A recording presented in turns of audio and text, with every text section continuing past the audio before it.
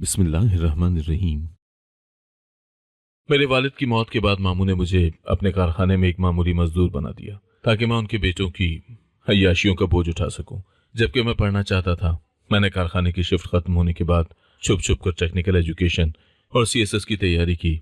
आज मामू के घर उनके बड़े बेटे की कंपनी की इफ्तिताही तकरीब थी, जहां शहर के नए चीफ इंडस्ट्रियल इंस्पेक्टर को आना था। खानदान के सब लोग उस ताकतवर अफसर के इस्तकबाल के लिए सफ बांधे खड़े थे, जिसके एक दस्तखत से फैक्ट्री बंद या खुल सकती थी। जब मेरी गाड़ी रुकी और मैं प्रोटोकॉल के साथ बाहर निकला तो मामू की जबान गंग हो गई। सरकारी गाड़ी का दरवाजा जब गार्ड ने खोला तो हॉल में मौजूद तमाम नजरें मुझ पर थीं, जहां मामू और उनके बेटे हाथ बांधे एक बड़े अफसर के इस्तकबाल के लिए खड़े थे, जिन्हें ये गुमान भी न था कि जिस चीफ इंडस्ट्रियल इंस्पेक्टर के सामने वो झुकने के लिए तैयार है, वो दरअसल वही रेहान है जिसे उन्होंने चंद माह पहले एक नाकारा बोझ समझकर धुतकार दिया था। मैंने जैसे ही आंखों से काला चश्मा हटाया तो उनके पैरों तले से जमीन निकल गई, क्योंकि मेरे हाथ अब ग्रीस और तेल से काले नहीं थे, बल्कि उनमें वो कलम था जिसकी एक जुम्बिश उनके गुरूर का महल बेबंदे खाक कर सकती थी। मगर इस शाहाना कामयाबी के पीछे उन अंधेरी रातों का कर्ब छुपा था, जब मैं टूटे हुए दिल के साथ अपने वालिद का वो ख्वाब बुन रहा था।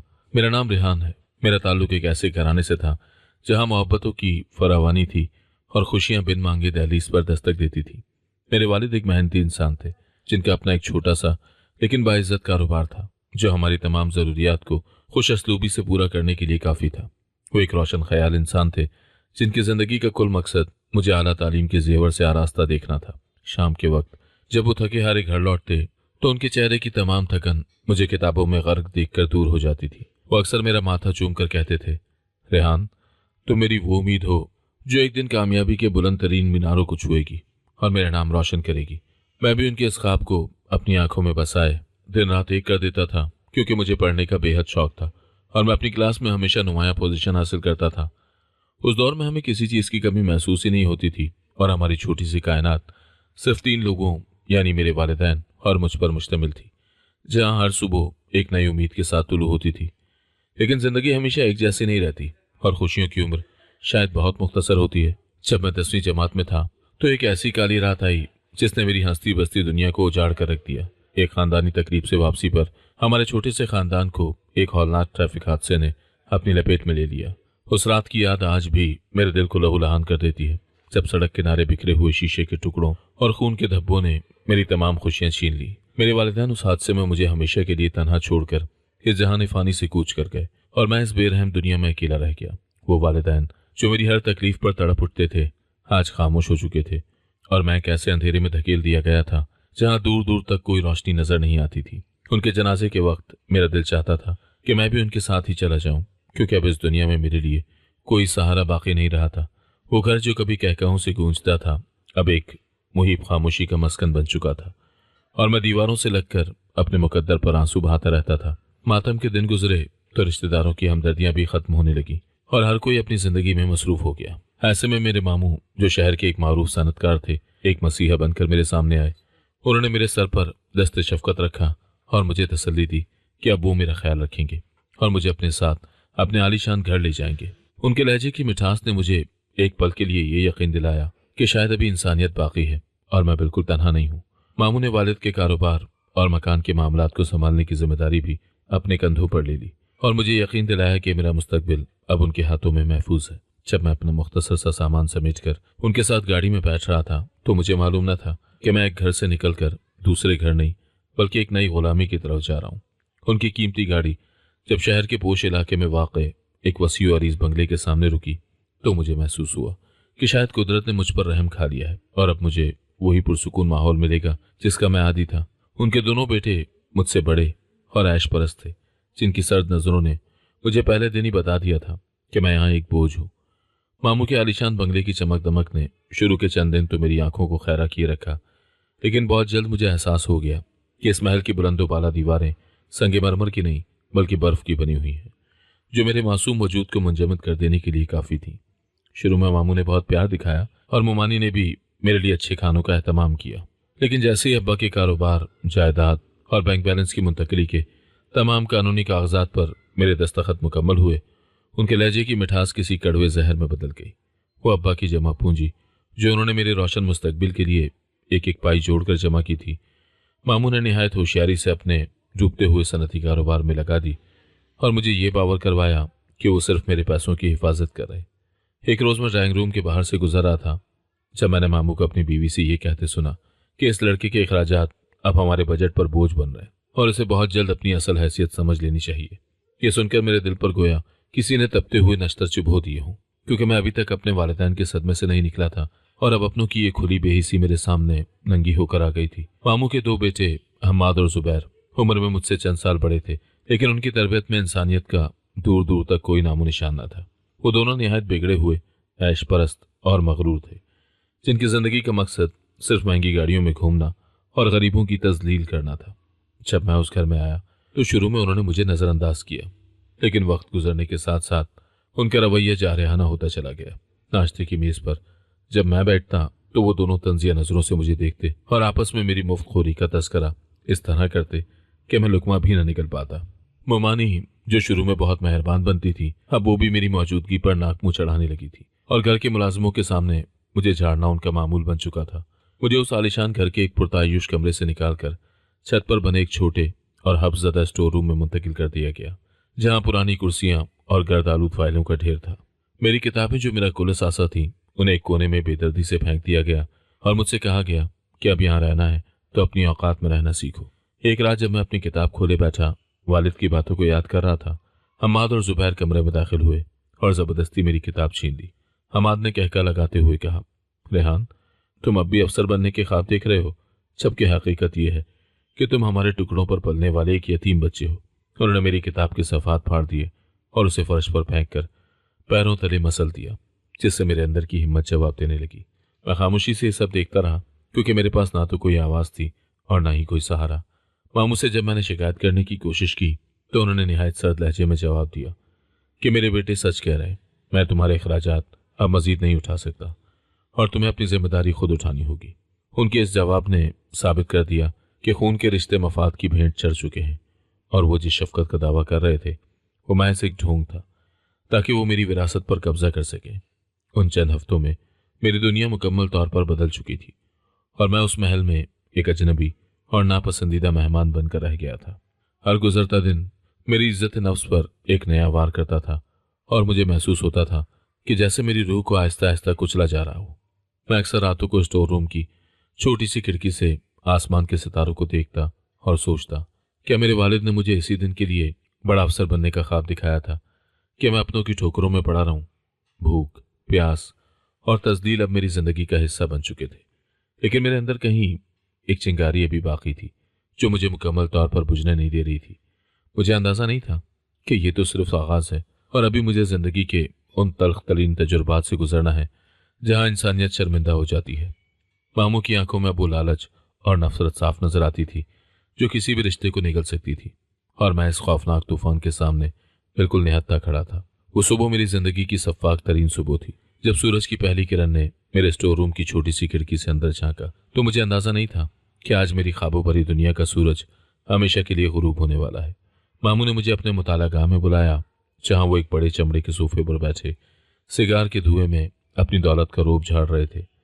मैं खामोशी से उनके सामने खड़ा रहा और वो काफ़ी देर तक कुछ कागजात उलटते पलटते रहे, जैसे मेरी मौजूदगी उनके लिए कोई अहमियत न रखती हो। आखिरकार उन्होंने अपनी ऐनक उतार कर मेज़ पर रखी और निहायत सपाट लहजे में मुझसे कहा, देखो रेहान, हालात अब वो नहीं रहे जो तुम्हारे बाप के ज़माने में थे। उन्होंने एक लंबा सांस लिया और जारी रखा कि मेरे पास अब इतने फालतू पैसे नहीं हैं कि मैं तुम्हारे स्कूल की भारी फीसें और महंगी किताबों के अखराजात उठा सकूं। इसीलिए मैंने फैसला किया है कि आज से तुम अपनी पढ़ाई लिखाई छोड़ दोगे। ये सुनकर मेरे कानों में साएं साएं होने लगी और मुझे लगा जैसे किसी ने मेरे सीने में खंजर घोंप दिया हो, क्योंकि मेरी तालीम ही वो वाहिद रस्सी थी जिसके सहारे मैं जिल्लत के घड़े से निकलने की उम्मीद लगाए बैठा था। मैंने हिम्मत जमा करके कहना चाहा कि मामू जान, अब्बा की जमा पूंजी तो आप ही के पास है। लेकिन इससे पहले कि मैं लफ्ज़ मुकम्मल करता, उन्होंने गुस्से से मेज़ पर हाथ मारा और चिल्लाए कि वो सब तुम्हारी परवरिश और इस घर के अखराजात में ख़त्म हो चुका है, और अब अगर तुम्हें इस घर में रहना है तो तुम्हें अपना खर्चा खुद उठाना होगा। उनका फैसला हतमी था कि कल से मैं उनकी फैक्ट्री में एक आम मजदूर के तौर पर काम करूंगा, जहां मुझे काम सीखना होगा और अपनी रोटी खुद कमानी होगी। तो वहां का माहौल मेरे लिए बिल्कुल नया और वहशतनाक था, जहां मशीनों का शोर इस कदर ज़्यादा था कि इंसान को अपनी आवाज़ सुनाई नहीं देती थी। हर तरफ काला धुआं, तेल की बू और भारी मशीनों की घन गरज थी जिसने मेरे हवास गुम कर दिए। फैक्ट्री के फोरमैन ने मुझे एक मैली सी वर्दी दी और सख्त लहजे में हिदायत की कि मेरा काम मशीनों की सफाई करना, भारी लोहे के पुर्जे एक जगह से दूसरी जगह मुंतकिल करना और मजदूरों की मदद करना है। मेरे वो हाथ जो कलम पकड़ने के आदी थे अब लोहे के वजनी टुकड़ों और ग्रीस से लथपथ हो रहे थे और मेरी उंगलियां मशीनों की रगड़ से जख्मी होने लगी थी। सारा दिन मुशक्कत करने के बाद जब दोपहर को खाने का वक्फा होता तो मैं कोने में बैठकर अपनी सूखी रोटी खाता और उन दिनों को याद करता जब मेरी माँ मेरे पीछे खाना लेकर फिरती थी।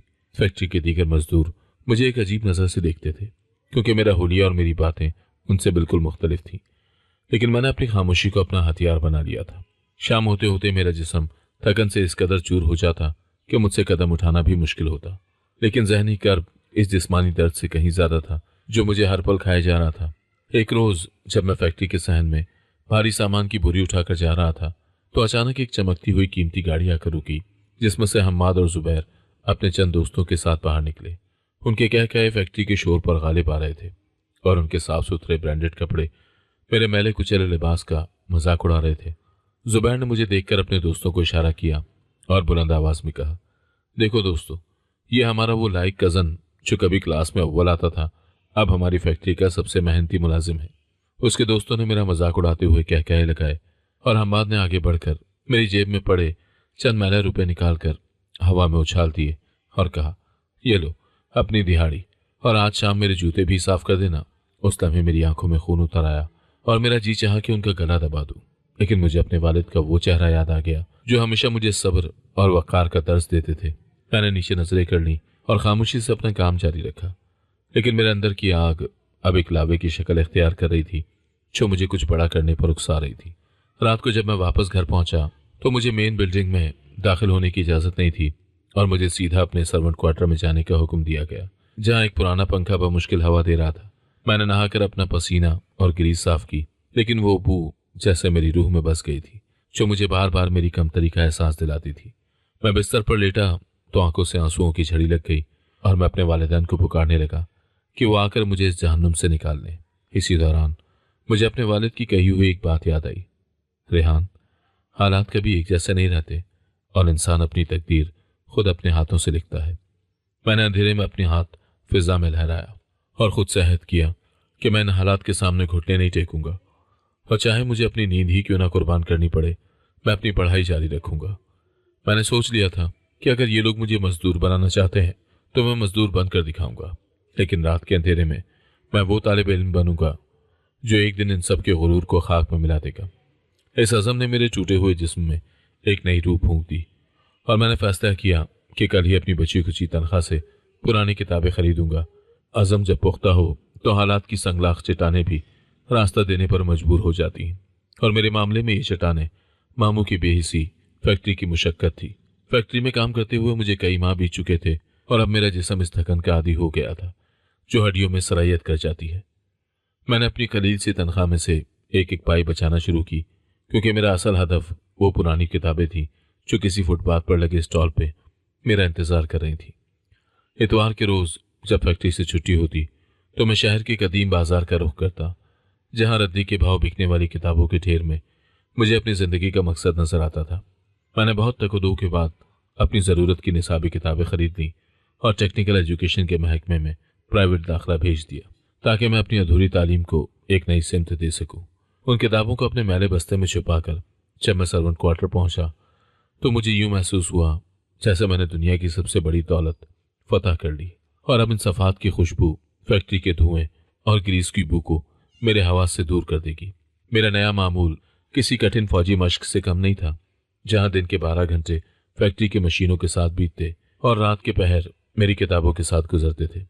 मैं जब शाम को थक कर चूर होकर वापस आता तो जिस्म का जोड़ जोड़ दर्द से तड़प रहा होता था और आंखें नींद से बोझल हो जाती, मगर जैसे ही मैं अपने बिस्तर पर बैठकर किताब खोलता तो वालिद का वो चेहरा मेरी नज़रों के सामने आ जाता जो मुझे बड़ा अफसर बनने की तलकीन करते थे।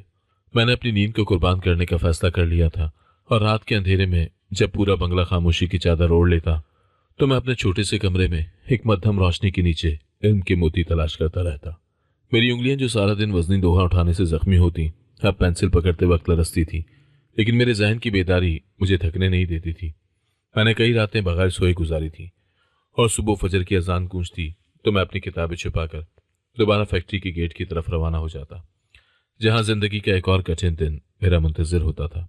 हमाद और जुबैर की शरारतें और तज़ीक अब भी जारी थी, लेकिन अब उनकी बातें मुझे पहले की तरह दुखी नहीं करती थी, क्योंकि मेरे पास अब एक ऐसा खुफिया हथियार था जिसका उन्हें इल्म न था। वो अपनी महंगी गाड़ियों में जब फैक्ट्री के चक्कर लगाते तो मैं सर झुकाकर अपना काम करता रहता, ताकि उन्हें मुझ पर ज़रा बराबर भी शक न हो कि मैं उनकी सल्तनत को चैलेंज करने की तैयारी कर रहा हूँ। ताहम हालात ने उस वक्त एक भयानक रुख इख्तियार कर लिया जब एक रात मामू को मुझ पर शक हुआ और वो अचानक मेरे सर्वेंट क्वार्टर में दाखिल हो गए।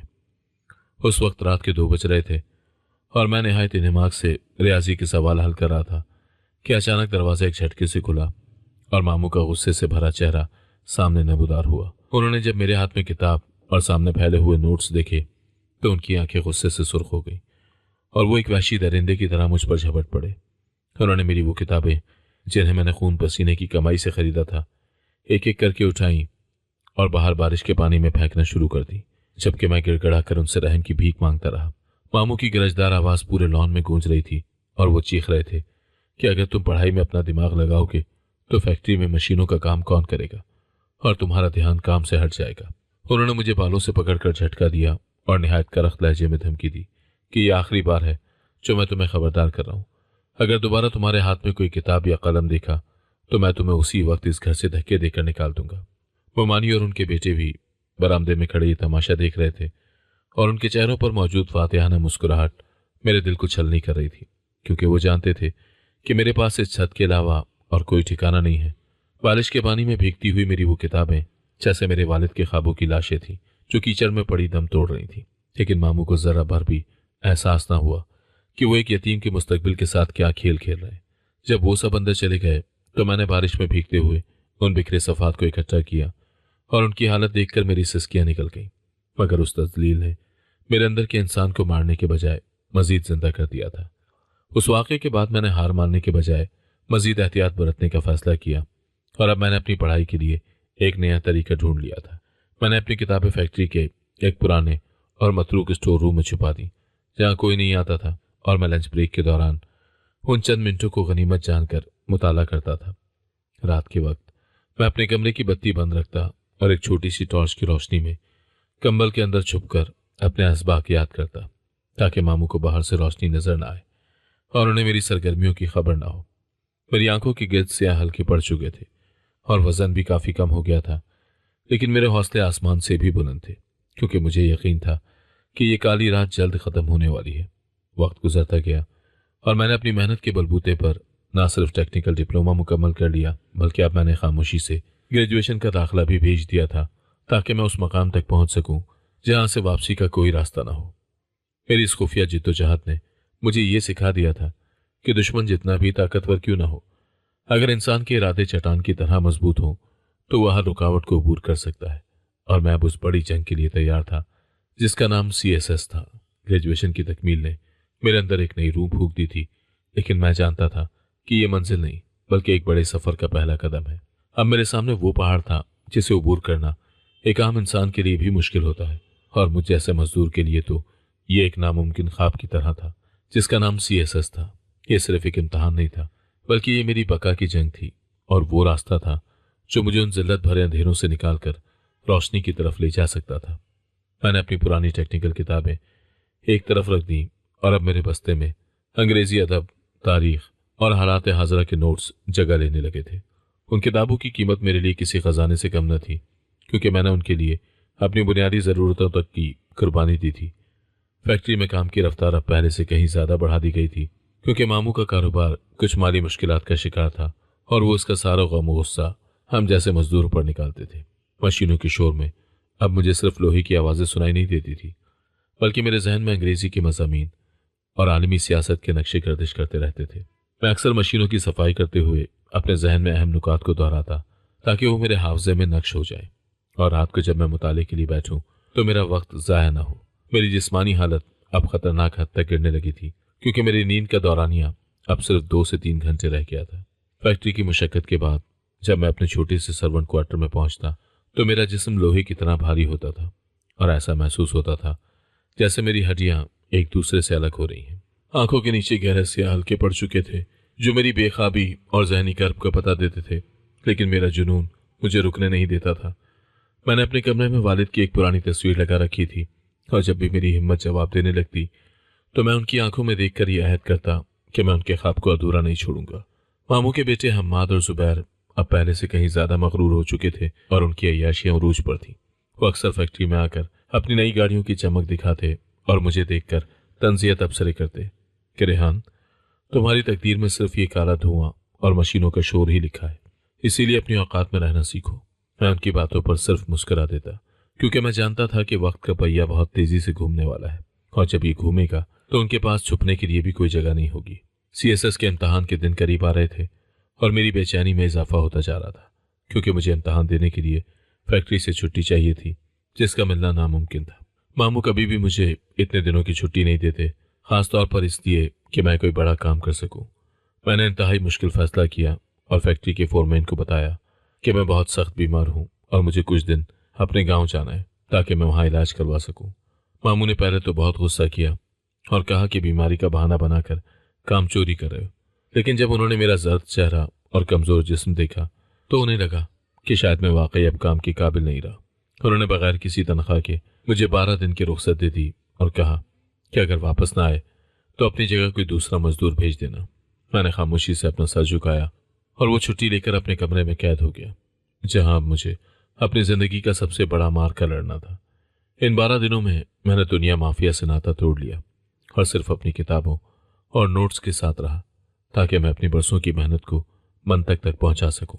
इम्तहान के पहले दिन जब इम्तहानी मरकज पहुंचा तो वहां का माहौल देखकर मैं एक लम्हे के लिए सहम गया क्योंकि वहां मौजूद तमाम उम्मीदवार खुशहाल घरानों से ताल्लुक रखते थे और उनकी शख्सियत में एक खास वकार झलक रहा था। मैं अपने मैले कुचैले कपड़ों और कमजोर जिस्म के साथ वहां एक अजनबी लग रहा था, लेकिन जैसे ही पर्चा मेरे सामने आया तो मेरे तमाम खौफ खत्म हो गए। मेरे हाथों में जहां मशीनों की ग्रीस के निशान थे अब वहां कलम की स्याही लग रही थी। मैं निहायत तेजी से अपने सवालात हल करने लगा। वो 12 दिन मेरी जिंदगी के कठिन तरीन दिन थे जहां मैं सुबह सवेरे मरकज जाता और पर्चा देने के बाद वापस आकर अगले दिन की तैयारी में जुट जाता। मेरी नींद बिल्कुल खत्म हो चुकी थी और मैं सिर्फ चाय के सहारे खुद को जिंदा रखे हुए था। जब आखिरी पर्चा देकर मैं मरकज से बाहर निकला तो मुझे महसूस हुआ जैसे मेरे कंधों से एक बहुत बड़ा बोझ उतर गया हो और अब मैंने अपना हक अदा कर दिया है। मैंने आसमान की तरफ देखकर अल्लाह का शुक्र अदा किया और फिर वापस उसी जहन्नुम की तरफ रवाना हो गया जिसे दुनिया फैक्ट्री कहती थी। फैक्ट्री वापसी पर मामू और उनके बेटों ने मेरा इस्तकबाल तंज से किया और कहा कि देखो, बीमार मजदूर वापस आ गया है। मुझे दोबारा मशीनों के हवाले कर दिया गया और मैंने भी किसी को ये नहीं बताया कि मैंने जिंदगी का कितना बड़ा इम्तहान दिया है। अब मुझे सिर्फ नतीजे का इंतजार था, लेकिन इंतजार की घड़ियां बहुत तवील और तकलीफदेह थी।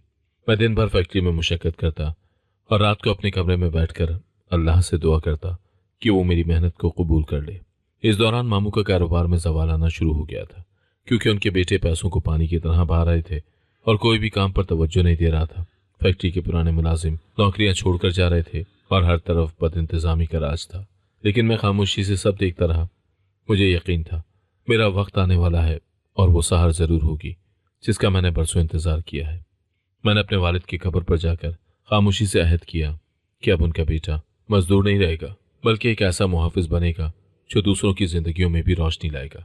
इम्तहान के बाद फैक्ट्री की वही मुशक्कत और मामू की वही तज़हीक आमेज़ रवैया बरकरार था, मगर मेरे अंदर एक अजीब सा सुकून पैदा हो गया था। जैसे तूफान के बाद समंदर थम जाता है, मैं रोज़ाना अखबार के इश्तहारात और इंटरनेट पर नजर रखता था कि कब वो लम्हा आएगा जो मेरी किस्मत का फैसला करेगा। एक शाम जब मैं फैक्ट्री से थका हारा लौटा तो मालूम हुआ कि सीएसएस का नतीजा आ गया है। मेरे हाथ कांप रहे थे और दिल की धड़कनें इतनी तेज थीं कि मुझे अपने सीने में महसूस हो रही थी। मैंने शहर के एक दूर दराज इंटरनेट कैफे में जाकर अपना रोल नंबर दर्ज किया और जब स्क्रीन पर मेरा नाम एलोकेशन लिस्ट में नुमाया हुआ तो मेरी आंखों से बेख्तियार आंसू छलक पड़े। मैंने न सिर्फ इम्तहान पास कर लिया था बल्कि मेरी तैनाती भी एक आला ओहदे पर हो गई थी। मैंने वहीं सजदा शुक्र अदा किया और मुझे महसूस हुआ जैसे मेरे वालिद मेरे सर पर हाथ रखकर मुझे शाबाशी दे रहे हों। वो रात मैंने जाग कर गुजारी, मगर ये बेखाबी दुख की नहीं बल्कि उस कामयाबी की थी जिसके लिए मैंने अपना लहू जलाया था। अगली सुबह मैंने अपना मुख्तसर सा सामान एक पुराने थैले में डाला और मामू के सामने जाकर खड़ा हो गया। वो उस वक्त अपने बेटों के साथ नाश्ते की मेज पर बैठे किसी नए डील के बारे में गुफ्तगू कर रहे थे। मैंने निहायत धीमे लहजे में कहा, मामू जान, मुझे शहर से बाहर एक बेहतर मजदूरी मिल गई है, इसलिए मैं एक घर और फैक्ट्री छोड़कर जा रहा हूँ। मामू ने मेरी तरफ एक हिकारत आमेज नजर डाली और एक तंजिया कहकहा लगा कर कहा, जाओ रेहान, वैसे भी तुम यहाँ सिर्फ मुफ्त की रोटियां ही तोड़ रहे थे और तुम जैसे मजदूरों की इस शहर को कोई जरूरत नहीं है। हमाद और जुबैर ने भी मेरा मजाक उड़ाया और कहा, देखना ये चंद दिन बाद दोबारा भीख मांगता हुआ इसी गेट पर खड़ा होगा। मैंने उनकी बातों को कोई जवाब नहीं दिया, बल्कि एक आखिरी बार उस सर्वेंट क्वार्टर को देखा जहां मैंने अपनी जिंदगी के कठिन तरीन लम्हे गुजारे थे, और खामोशी से उस बंगले की हुदूद से बाहर निकल गया। मुझे मालूम था कि जब मैं दोबारा इस शहर में कदम रखूंगा तो मेरा हुलिया और मकाम बिल्कुल मुख्तलिफ होगा। ट्रेनिंग का दौरा मेरी जिंदगी का एक और सुनहरी बाब था, जहां मुझे अफसर की हैसियत से ढालने के लिए सख्त मुशक्कतें करवाई गई। सिविल सर्विसेज अकेडमी में गुजारा गया हर दिन मुझे मेरी असल शनाख्त के करीब कर रहा था। मैंने वहां अपनी शख्सियत पर काम किया, अपने बोलने के अंदाज को बदला और उस डिसिप्लिन को अपनाया जो एक बड़े अहदेदार की पहचान होता है। मेरी वर्दी और मेरा वक़ार अब मेरी नई हकीकत थी, और मैंने अपनी ट्रेनिंग के दौरान हमेशा अव्वल पोजीशन हासिल की थी, ताकि कोई ये ना कह सके कि एक मजदूर कभी बड़ा अफसर नहीं बन सकता। ट्रेनिंग मुकम्मल होने के बाद जब मेरी पहली तैनाती का परवाना मेरे हाथ में आया तो मेरी हैरत की इंतहा न रही, क्योंकि मुझे उसी शहर में बतौर चीफ इंडस्ट्रियल इंस्पेक्टर तैनात किया गया था जहां मेरी तस्दीक की गई थी। ये कुदरत का इंसाफ था कि अब मुझे उन तमाम फैक्ट्रियों का निगरान बनाया गया था जहां कभी मैंने ग्रीस और तेल में लथपथ होकर मजदूरी की थी। चार्ज संभालने के चंद रोज के बाद मेरे दफ्तर में एक दावतनामा मौसूल हुआ, जिसमें शहर के एक बड़े सनतकार ने अपनी नई कंपनी के इफ्तिताही तकरीब में मुझे बतौर मेहमान खसूसी मदऊ किया था। जब मैंने दावतनामे पर मामू की कंपनी का नाम देखा तो मेरे लबों पर एक फातिहाना मुस्कुराहट रक्स करने लगी। मामू अपने कारोबार को बचाने के लिए उस नए और सख्त गिर अफसर को खुश करना चाहते थे जिसकी शोहरत पूरे शहर में फैल चुकी थी। उन्हें यह मालूम नहीं था कि वो जिस अफसर को खुश करने के लिए रेड कारपेट बिछा रहे हैं वो वही यतीम भतीजा है जिसे उन्होंने धक्के देकर निकाला था। मैंने वो दावत कबूल कर ली और अपने अमले को हुक्म दिया कि तकरीब की तमाम तैयारियां मुकम्मल की जाए। मेरा दिल उस दिन का इंतजार कर रहा था जब इंसाफ के तराजू में उनका गुरूर और मेरी मेहनत तोली जाएगी और शहर के तमाम मुअज़्ज़िज़ीन के सामने हकीकत से पर्दा उठेगा। आज का सूरज मेरी जिंदगी की उस तवील और सियाह रात के मुस्तकिल इख्तिताम की नवीद लेकर तुलू हुआ था, जिसकी तारीकी ने मेरे बचपन की मासूमियत और वालिदैन की शफकत को निगल लिया था। मैंने आईने के सामने खड़े होकर अपनी वर्दी की आखिरी शिकन दुरुस्त की और अपने अक्स को जी भर कर देखा, जहां अब वो मैला कुचैला और सहमा हुआ मजदूर रेहान नहीं बल्कि एक बावकार और पुरएतमाद चीफ इंडस्ट्रियल इंस्पेक्टर खड़ा था, जिसकी आंखों में आज़म की वो चमक थी जो सिर्फ कठिन आजमाइशों से गुजर कर ही हासिल होती है। मेरे कमरे में फैली हुई पुरसुकून खामोशी मुझे उन रातों को याद दिला रही थी जब मैं सर्वेंट क्वार्टर के हब्स में एक टूटी हुई टॉर्च की रोशनी में अपने ख्वाब बनता था, और आज वही ख्वाब एक जीती जागती हकीकत बनकर मेरे सामने खड़ा था, और आने वाली फतह का इत्मीनान भी। आज मुझे शहर की एक ऐसी तकरीब में शिरकत करनी थी जहां मेरे माजी के शिकारी मेरे इस्तकबाल के लिए रेड कारपेट बिछाए खड़े थे, और उन्हें ये गुमान भी न था कि वो जिस अफसर को खुश करने के लिए अपने लहजे की मिठास सर्व कर रहे हैं वो वही यतीम भतीजा है जिसे उन्होंने एक बोझ समझकर धुतकार दिया था। शहर की सबसे पुरतायुश बस्ती में वाक़े मामू के नए इंडस्ट्रियल यूनिट को किसी दुल्हन की तरह सजाया गया था, जहां हर तरफ रंग बिरंगी झंडियां और खुशामदीदी बैनर्स मेरे ओहदे के नाम से सजे हुए थे। शहर के तमाम बड़े सनतकार, ब्यूरोक्रेट्स और सियासी शख्सियात वहां मौजूद थी, और फिजा में इत्र की खुशबू के साथ साथ दौलत की वो नुमाइश रची बसी थी जो मामू का हमेशा से तुर्रा इम्तियाज रही थी। जैसे ही मेरी सरकारी गाड़ियों का काफिला सायरन बजाता हुआ गेट के करीब पहुंचा तो एक हलचल सी मच गई और तमाम नजरें उस बड़ी काली गाड़ी पर जम गई जिसके चारों तरफ पुलिस के मुसल्ला जवान अलर्ट खड़े थे। मामू अपनी मखसूस रेशमी शेरवानी में मलबूस अपने दोनों बेटों हम्माद और जुबैर के साथ गेट पर इस तरह मुस्ताद खड़े थे जैसे वो किसी बादशाह के इस्तकबाल के लिए गुलाम खड़े हों। उनके चेहरों पर वो खास किस्म की घबराहट और खुशामद की आमेजिश थी जो सिर्फ उन लोगों में होती है जिनके दामद पर बदउनवानी और जुल्म के दाग होते हैं। गार्ड ने निहायत महारत से गाड़ी का दरवाज़ा खोला, और जब मैंने अपना जूता रेड कारपेट पर रखा तो मुझे ऐसा लगा जैसे वक्त एक लम्हे के लिए थम गया हो और माजी की वो तमाम जंजीरें मेरे पैरों से टूट कर बिखर गई हूँ। मामू ने आगे बढ़कर निहायत आजिज़ी से मेरा इस्तकबाल किया और झुककर सलाम किया, मगर मैंने अपना चेहरा काले चश्मे के पीछे छुपा रखा था, जिसकी वजह से वो मेरी आंखों में मौजूद उस तूफान को ना देख सके जो उनकी बर्बादी का पेश खैमा था। हम्माद और जुबैर जो कभी मेरी किताबें पैरों तले मसल देते थे, अब वो मेरे पीछे हाथ बांधे एक साए की तरह चल रहे थे ताकि साहब को किसी किस्म की शिकायत का मौका न मिले। जब हम तकरीब के पंडाल में दाखिल हुए तो मामू ने मुझे स्टेज की सबसे बुलंद और आरामदेह कुर्सी पर बिठाया और ख़ुद नीचे खड़े होकर तमाम मेहमानों से मेरा तारुफ एक ऐसे मसीहा के तौर पर करवाने लगे जिसकी एक जुम्बिश कल्म उनके डूबते हुए कारोबार को सहारा दे सकती थी। उन्होंने अपने खिताब में निहायत डटाई से कानून की पासदारी और मजदूरों के हुकूक की बातें की, जबकि मैं जानता था कि उनके दिलों में सिर्फ हवस और मकर के सिवा कुछ नहीं था। हम्माद ने निहायत अदब से मेरे सामने पानी का गिलास रखा, जिस पर मैंने सिर्फ एक सर्द नजर डाली और वो बेचारा मेरी इस हैबत से कांप उठा जो एक अफसर के जाहो जलाल का हिस्सा होती है। जब मेरी बारी आई तो मैंने निहायत सुकून से माइक संभाला और पंडाल में मौजूद मजमे को एक बार फिर अपनी उकाबी नज़रों से देखा, जिसके बाद मैंने निहायत आहिस्ता से अपना काला चश्मा उतार कर मेज़ पर रखा। जैसे ही मेरा चेहरा वाज़ेह हुआ तो स्टेज पर खड़े मामू के हाथ से फाइल गिर गई और उनके बेटों के चेहरे इस तरह सफ़ेद पड़ गए जैसे उनके बदन से सारा खून निचोड़ लिया गया हो। पूरे पंडाल में एक ऐसा मुहीब सुकूत तारी हुआ जिसमें सिर्फ मेरी सांसों की आवाज़ सुनाई दे रही थी। मैंने निहायत संजीदा और गरजदार लहजे में अपना तारुफ करवाते हुए कहा, जनाब आली, मैं वही रेहान हूँ जिससे आपने महज इसलिए घर से निकाल दिया था कि मेरे पास विरासत के कागजात के सिवा आपको देने के लिए कुछ ना था, और आपने मेरी उन किताबों को कीचड़ में फेंक दिया था जिनमें मेरे बाप का ख्वाब छपा था। मामू के लब लरसने लगे और वो कुछ कहने के लिए आगे बढ़े, मगर उनके हलक से कोई लफ्ज़ न निकल सका क्योंकि सच्चाई का ये वार उनके लिए किसी साके से कम न था।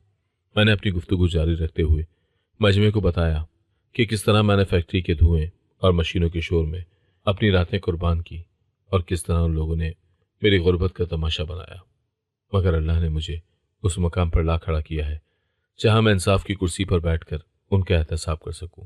मामू लड़खड़ाते हुए मेरे पास आए और निहायत लजाजत से बोले कि रेहान, तुम तो हमारे अपने खून हो और हमें अंदाजा ही नहीं था कि तुम इस कदर बुलंद मकाम हासिल कर लोगे। मगर मैंने उनकी बात काटते हुए निहायत सरद लहजे में कहा कि खून के रिश्ते वो होते हैं जो यतीमों का माल हजम नहीं करते और न ही किसी की तालीम की राह में दीवार बनते हैं। मैंने उन्हें वाज़ेह तौर पर वार्निंग दी कि उनकी फैक्ट्री में हिफाजती इंतजामात नाकिस है, टैक्स की चोरी उरूज पर है और मजदूरों को उनका जायज़ हक नहीं दिया जा रहा, इसीलिए अब कानून उनसे कोई रियायत नहीं बरतेगा। हम्माद और जुबैर जो मुझे कभी अपना गुलाम कहते थे, अब वो सर झुकाए ज़मीन में गिरने की कोशिश कर रहे थे क्योंकि उनके पास मेरी कामयाबी का कोई जवाब न था। मैंने तकरीब के इख्तिताम का ऐलान किया और स्टेज से उतरकर जब अपनी गाड़ी की तरफ बढ़ा तो मुझे महसूस हुआ कि मेरे कंधों से बरसों का वो बोझ उतर गया है जो मुझे जीने नहीं देता था। मामू पीछे से पुकारते रहे और माफ़ी मांगते रहे, मगर मैं जानता था ये माफ़ी उनके दिल की नदामत नहीं बल्कि उनके इक़्तिदार और दौलत के छिन जाने का डर है जिसकी मेरे सामने कोई अहमियत न थी। जब मेरी गाड़ी पंडाल से बाहर निकली तो मैंने एक आखिरी बार उस इमारत को देखा और मुझे अपने वालिद का वो मुस्कुराता हुआ चेहरा नजर आया जो मुझे शाबाश दे रहा था कि रेहान, तुमने मेरा ख्वाब पूरा कर दिया। सायरन की आवाज़ अब मुझे किसी फतह के तराने की तरह लग रही थी और मुझे एहसास हुआ कि सहर वाकई हो चुकी है और जुल्म की हर रात का अंजाम इसी तरह इबरतनाक होता है। मैंने अपनी आंखें बंद की और अल्लाह का शुक्र अदा किया जिसने एक अदना से मजदूर को इस शहर का सबसे ताकतवर मुहाफिज बना दिया था ताकि कोई दूसरा रेहान दोबारा किसी जालिम के हाथों अपनी किताबें ना खोए। मेरी ज़िंदगी की यह दास्तान एक नए मोड़ पर थी जहां मुझे सिर्फ अपनी कामयाबी का जश्न नहीं मनाना था बल्कि उन हज़ारों मजदूरों के लिए इंसाफ की जंग लड़नी थी जो आज भी किसी अंधेरी कोठड़ी में अपनी सुबह का इंतजार कर रहे थे। गाड़ी अब मेन रोड पर तेजी से दौड़ रही थी और मैं उसी उजली धूप में अपने रोशन मुस्तकबिल की तरफ बढ़ रहा था जहां अब कोई खौफ, कोई तजलील और कोई महरूमी मेरा रास्ता नहीं रोक सकती थी। अगर आपको आज की कहानी पसंद आई है तो वीडियो को जरूर लाइक कीजिएगा और अपने दोस्तों के साथ भी शेयर कीजिएगा। और हाँ, अगर आपने अभी तक हमारा चैनल सब्सक्राइब नहीं किया तो जरूर सब्सक्राइब करें। मिलते हैं कल एक नई और दिलचस्प कहानी के साथ। अल्लाह हाफिज।